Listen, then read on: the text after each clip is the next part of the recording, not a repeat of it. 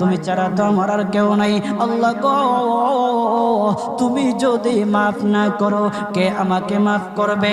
তুমি যদি মাফ না করো কে আমাকে মাফ করবে? তুমি যদি আমাকে মাফ করো তাহলে তোমার কোনো দিকে কমবে না, তুমি যদি আমাকে মাফ না করো তোমার কোনো দিকে বাড়বে না।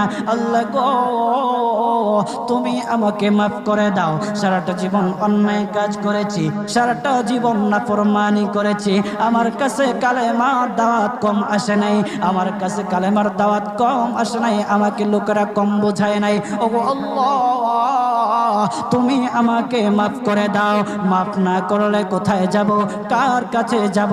বাবা যখন মারে তখন মার কাছে আশ্রয় নেওয়া যায়, মা যখন প্রহার করে তখন বাবার কাছে আশ্রয় নেওয়া যায়, বাবা মা যখন প্রহার করে তখন দুনিয়ার কারো না কারো কাছে আশ্রয় নেওয়া যায়।